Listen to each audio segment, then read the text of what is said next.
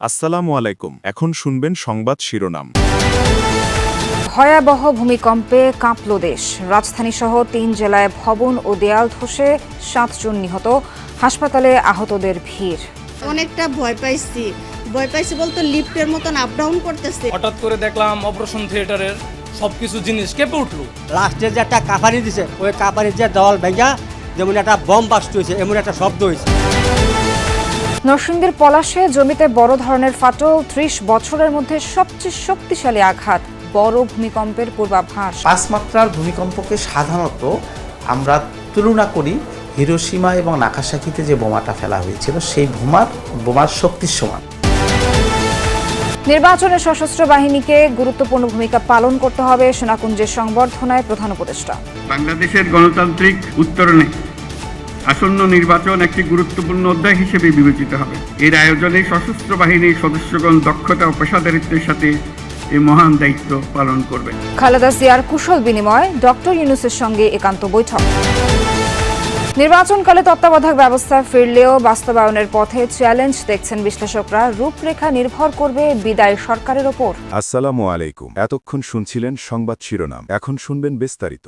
ভয়াবহ ভূমিকম্পে কেঁপে উঠল রাজধানী সহ দেশের বিভিন্ন স্থান। রিক্টার স্কেলে যার মাত্রা ছিল ৫.৭। আবহাওয়া দফতর জানিয়েছে উৎপত্তিস্থল ঢাকার পাশের জেলা নরসিংদীর মাধবদীতে। ভূপৃষ্ঠ থেকে মাত্র ১০ কিলোমিটার গভীরে ছিল উৎপত্তিস্থল, ফলে তীব্র ঝাঁকুনি দেয় ঢাকা সহ আশপাশের এলাকায়। ভয় ও আতঙ্কে মানুষ বাইরে বের হয়ে আসেন। ভবন ভেঙে ও দেয়াল ধসে এ পর্যন্ত ৭ জনের মৃত্যু হয়েছে, আহত হয়েছেন কয়েকশো। কিছু ভবন হেলে পড়ার খবরও পাওয়া গেছে। হঠাৎ ভূমিকম্প, ছুটির দিনে এক অন্যরকম সকাল, কেঁপে ওঠে সারা দেশ। ভয় আর আতঙ্ক, ছুটোছুটি করছেন বহু মানুষ। যেন অপ্রত্যাশিত মৃত্যু ভয় তারা করছে শহর নগরের মানুষকে। সকাল 10:38 ঢাকার অদূরে নরসিংদীর মাধবদীতে ৫.৭ মাত্রার ভূমিকম্পের উৎপত্তি নাড়িয়ে দেয় সকলকে। হুড়োহুড়ি করে কেউ ঘর থেকে বেরিয়ে পড়েন, কেউ বা লাফিয়ে নিজেকে নিরাপদ রাখার চেষ্টা করেন। এসবের মধ্যেই ঘটে যায় অনাকাঙ্ক্ষিত কিছু ঘটনা, ঘটে হতাহতের ঘটনাও। ভূমিকম্পের সময় বংশালের কসাইটুলি এলাকায় একটি ভবনের রেলিং ধসে পড়ে এক শিশুসহ ৩ জন নিহত হন। আহত হন বেশ কয়েকজন। তারা রাস্তা দিয়ে হেঁটে যাচ্ছিলেন। নিহতদের মধ্যে রাফিউল ইসলাম স্যার সলিমুল্লাহ মেডিকেল কলেজের শিক্ষার্থী ছিলেন।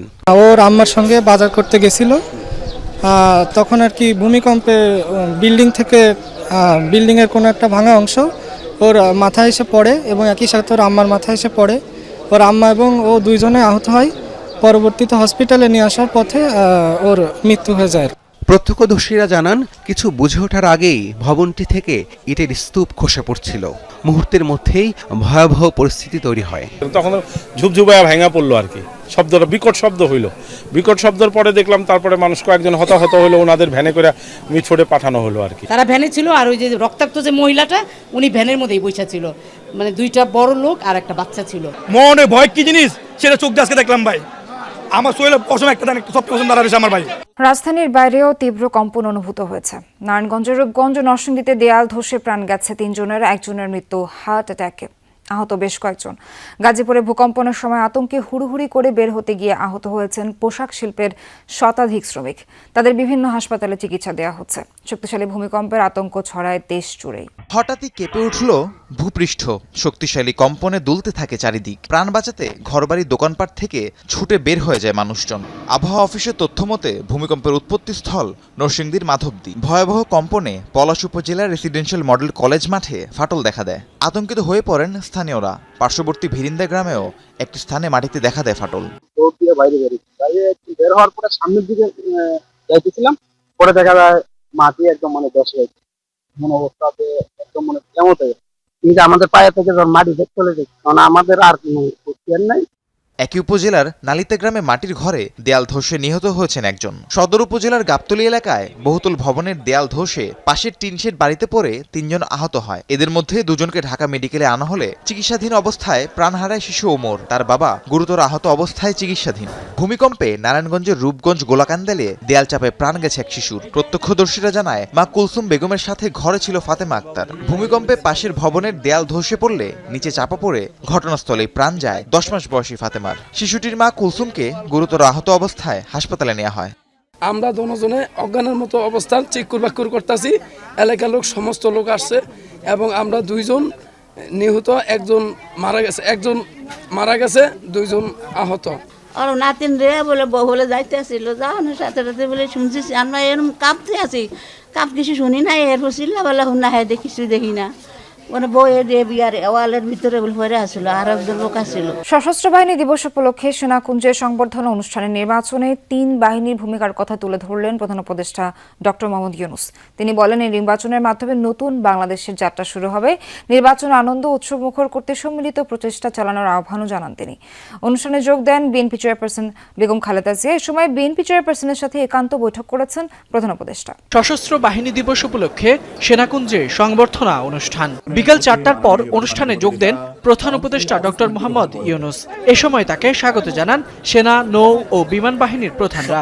অনুষ্ঠানের শুরুতেই ভূমিকম্পে নিহতদের স্মরণে 1 মিনিট নীরবতা পালন করা হয়। সশস্ত্র বাহিনীর সদস্যদের উদ্দেশ্যে প্রধান উপদেষ্টা দেশ গঠনে 3 বাহিনীর গুরুত্বপূর্ণ ভূমিকার কথা তুলে ধরেন। প্রতিটি দুর্যোগে সশস্ত্র বাহিনীর অবদানের প্রশংসা করেন প্রধান উপদেষ্টা। ছাত্র জনতার অভ্যুত্থান ও চলমান দেশ পুনর্গঠন ও সংস্কারের কাজেও সশস্ত্র বাহিনী বরাবরের মতোই মানুষের পাশে দাঁড়িয়ে অব্যাহতভাবে দেশের মানুষের আস্থার প্রতিদান দিয়ে যাচ্ছে। আগামী নির্বাচন খুবই গুরুত্বপূর্ণ উল্লেখ করে প্রধান উপদেষ্টা এতে সশস্ত্র বাহিনীর ভূমিকা কি হবে তা তুলে ধরেন। এর কিছুক্ষণের মধ্যেই অনুষ্ঠান স্থলে পৌঁছান বিএনপি চেয়ারপারসন বেগম খালেদা জিয়া। এ সময় বিএনপি চেয়ারপারসনের সাথে একান্তে সাক্ষাৎ করেন প্রধান উপদেষ্টা। পরে অনুষ্ঠান স্থলে যোগ দিয়ে আমন্ত্রিত অতিথিদের শুভেচ্ছা জানান বিএনপি চেয়ারপারসন ও সাবেক প্রধানমন্ত্রী বেগম খালেদা জিয়া। সেনাকুঞ্জে এই সংবর্ধনা অনুষ্ঠানে যোগ দেন বিচারপতি, রাজনীতিবিদ, বিদেশি কূটনীতিক, বিশিষ্ট জনসহ সাংবাদিক ও ঊর্ধ্বতন বেসামরিক কর্মকর্তারা।